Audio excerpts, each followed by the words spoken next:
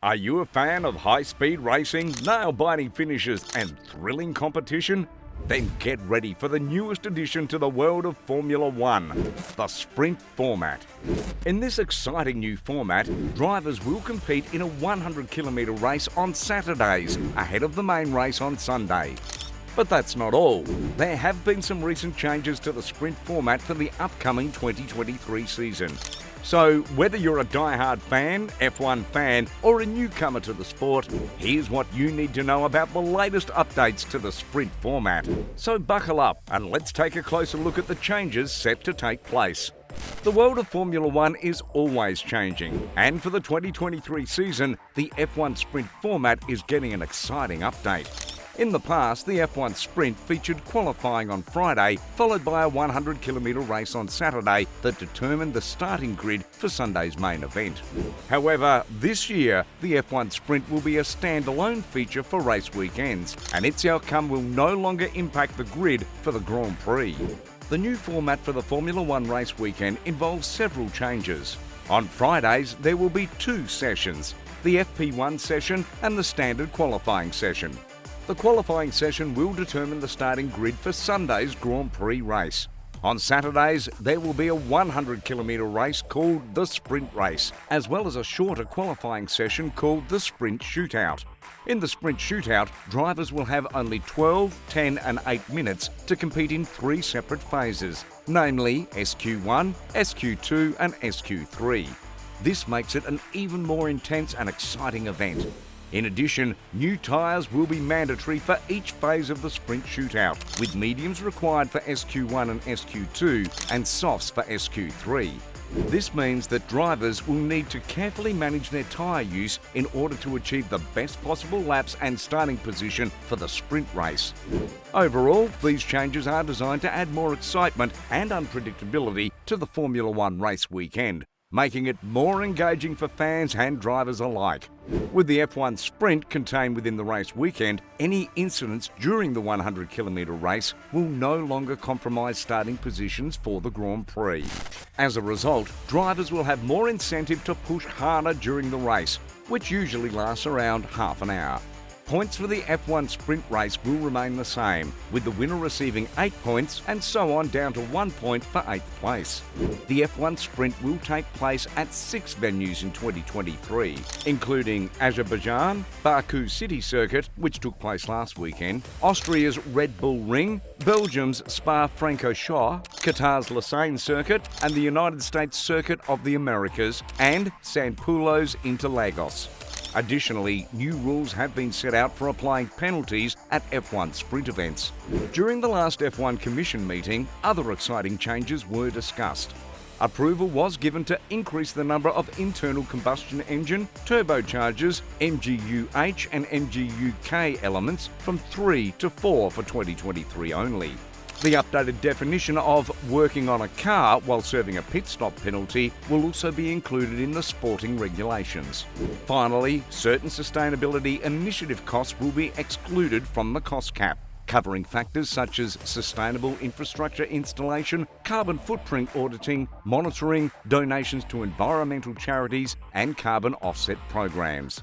It's an exciting time for Formula One, with changes that are sure to make the sport even more thrilling for fans and drivers alike.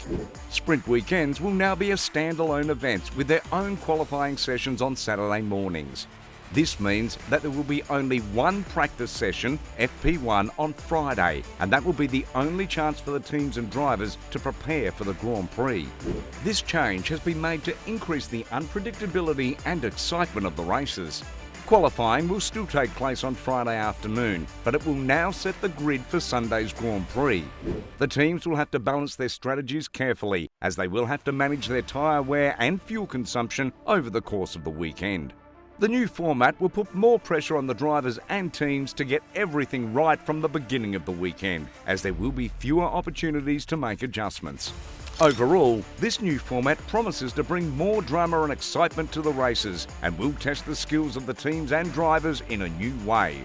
The first practice session, FP1, of a Formula One race weekend is crucial for teams and drivers to prepare and fine-tune their cars for the rest of the weekend.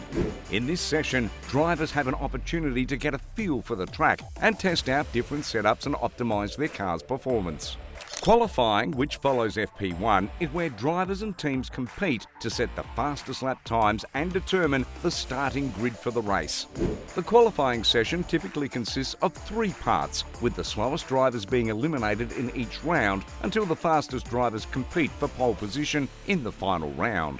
In normal circumstances, drivers and teams have 60 minutes to make the most of FP1 and set themselves up for a strong qualifying and race performance. During this session, they will test different aerodynamic configurations, experiment with tyre choice and pressures, and adjust their suspension settings to find the best balance for their car on the track. However, each track presents unique challenges, so teams need to quickly adapt their cars to suit the particular characteristics of each circuit. Overall, the FP1 session provides a crucial opportunity for teams and drivers to assess their performance and make any necessary adjustments before heading into qualifying for the race. With such a tight schedule and fierce competition, getting the most out of the 60-minute session is essential for any team hoping to achieve success in Formula One. As the excitement built for the Formula One sprint weekend, there was a question that lingered in the minds of many fans and experts alike. What was the point of last year's FP2 session on Friday? It seems that due to the park firm rules, all of the crucial decisions about the car setup had to be made before qualifying on the previous day. This left little room for adjustment during FP2, making the session seemingly meaningless. Despite this, some drivers still took to the track, but not with the same gusto as in other practice sessions. The risk of damaging the car and jeopardising their chances in the upcoming F1 sprint was simply too great. With the sprint setting the grid for Sunday's race, every position mattered and there was no room for error. The sprint race is an exciting addition to the Formula One season, and it is set to remain largely the same for the 2023 season. The race will cover a distance of 100 kilometres, which is equivalent to around 17 laps on most circuits. Unlike the traditional Grand Prix race, there will be no mandatory pit stops during the sprint race. This means that teams will have to carefully manage their tyres and fuel consumption throughout the race, and there will be no opportunity to make changes during the race. The lack of mandatory pit stops also means that teams will have to rely on their drivers' skills and strategies to gain an advantage over their competitors. Overall, the sprint race promises to be an exciting addition to the Formula One season, with its unique format and challenges adding an extra layer of excitement to race weekends. One significant change that has been introduced to the 2023 season of Formula One is that the drag reduction system, DRS, will now be available from the end of lap 1 during sprint races and at the end of the first green flag lap following a safety car period. The DRS system allows drivers to open a flap on the rear wing of their car, reducing drag and increasing their speed, providing more overtaking opportunities. Previously, DRS was only activated after a certain number of laps, but this change will allow drivers to make use of the system earlier in the race, potentially leading to more exciting and competitive racing. This change has been made in an effort to make sprint races more interesting for fans, who have been calling for more unpredictability and exciting races. While some critics have expressed concerns that the early activation of DRS could lead to more dangerous racing, Formula One officials have stated that they have taken steps to ensure that the system is used safely and responsibly. The new sprint format promises to add more excitement and unpredictability to the world of Formula One.